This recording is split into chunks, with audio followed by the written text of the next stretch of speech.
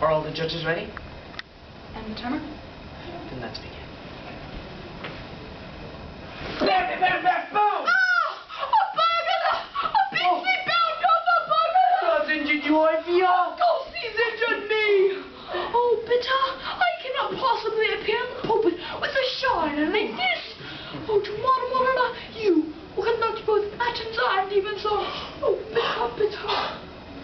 Anselm He's a small-town assistant clergyman with a meager salary who rarely has the opportunity to preach both the morning and evening services. He's also madly in love with Mad, he'll tell me. his fiancée, but his poor status as a curate does not permit him to take a wife from a noble family. Fortunately, Monona has just inherited a valuable stamp collection from a wealthy relative. P.G. Wodehouse's delightful tale is about the importance of being honest, and that trusting that in the end, everything is truly in God's hands. Anselm Gets His Chance by P.G. Wodehouse. What is that? Well, it is insured, I understand, for no less than something £5,000. Golly! Golly, indeed. Nice sugar! Exceedingly nice. Let's take care of it. Don't leave it lying around. We don't want somebody pinching it. You are not suggesting that our vicar would stoop to such an act? I was thinking of Joe Beamish, who had one time been a fairly prosperous burglar. Oh, it seemed like, after about 16 prison sentences, we now raise his vegetables and sings in the choir. Oh, Joe's supposed to have gotten away from it all, but if he gets to hear that there's a £5,000 stamp collection lying about... I think you wrong, our worthy Joe, darling. However, I will take precautions. I shall place the album in a drawer in the desk in the vicar's study. But, before doing so, I thought I might take it round and show it to your uncle. It is possible he may make an offer for the collection. That's a thought. Soaking good. Yes! I've always wanted that for my collection. That's what you figure in mind for this disease of yours, my dear Monona. I have been thinking of something in the neighborhood of £5,000. Well! Let me look at them. I'm afraid you must be prepared for some bad news, my boy.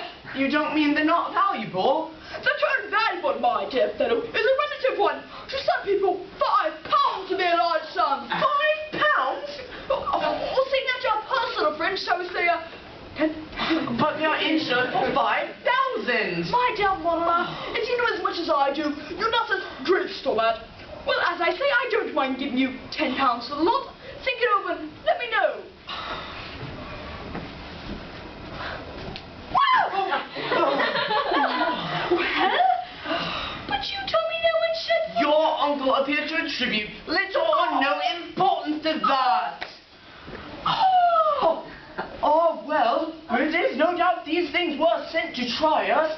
Well, it is by accepting such blows in a meek and a chastened spirit we... And chastened spirit, man, Simon! You must do something about this! Oh, yes! But what? I know. Joe Beamish! All we've got to do is let old Joe know where the stamps are, and he will take over from there.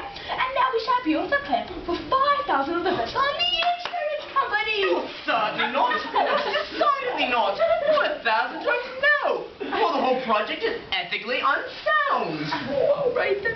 Just as you say. I have a few pints of soup to take to the deserving poor. Well, Joe, Tom, how's everything? Oh. Have you heard what just happened to Mr. Monona? Some sort of deceased beanstalk has gone and left him 5,000 quid. Cool. Is that right? Well, it comes the same thing. An album of snaps that's one. Why, my uncle said that chance well 10 times that. That's why we've called this burglar rounds up at the hall.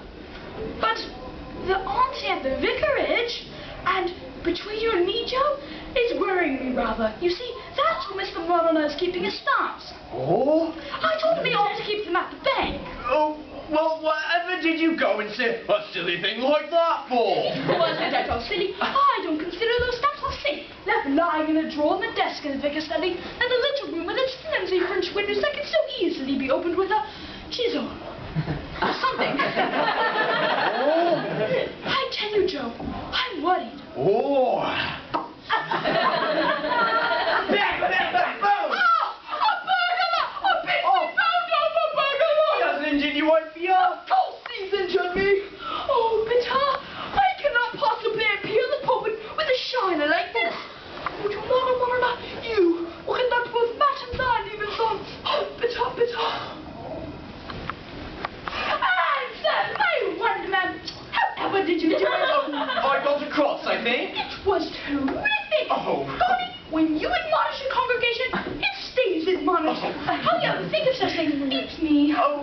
come to one. And another thing I can't understand is how you came to be preacher at all in the evening.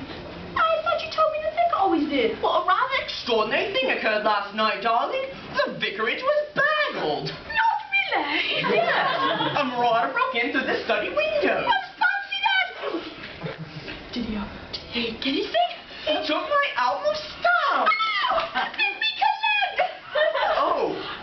Well, but can I justly demand that the London Benefit Association pay me for an album of stamps that is without value? Of course you can.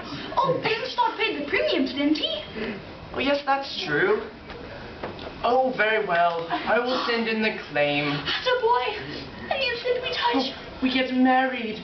Myrtle. Handsome. Oh, governor! Would witchy governor! I want to thank you, governor, for that there wonderful sermon. What a choice! But my poor efforts should have elicited such a striking encomium.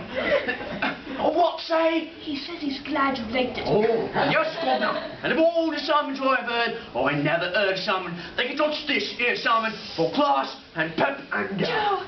Yes, lady? Scram. Pardon, lady? Get out, Papa. Come along. Busy. My dear, is not your manner a little peremptory? Well, I would not have the honest fellow feel. Oh, but I'm not an honest fellow, governor. I'm a poor sinner, and backslider, and evil doer. Joe, will you not push off? Lady, as soon as I've done what I come to do, I will withdraw. And what I come to do is I embark in a meek and contrite spirit. This here album of snaps, what I snitched last night. But I've received delight. I can't keep no albums which come into my possession through getting at other folks' French windows. Right, governor, and right, lady. I will now withdraw. I understand now why it is that curates are not permitted to preach on Sunday evenings. What's not safe? It's like exploding a bomb in a public place. It upsets existing conditions. I find myself saying, in the words of the prophet Hosea, to the children of Adullam. Hosea to that side. And the children of Adullam. What? Are we going to do that? This? Alas, dearest, there you have me. I suppose it is no longer feasible to submit the claim. So we lose 5,000 of the best and brightest? Uncle? Uncle? It's Uncle Leopold! Ah. Mother! My dear cheers!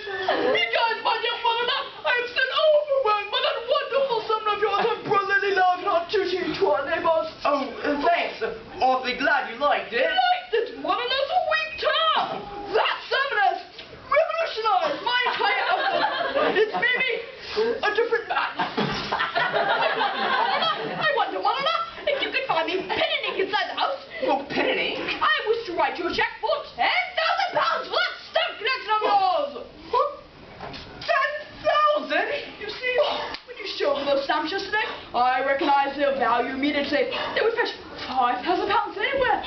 So I naturally told you they were worth it. The first thing I remember my father saying to me was, Never give a sucker an even break. and until now, I have always striven not to do so. But your sermon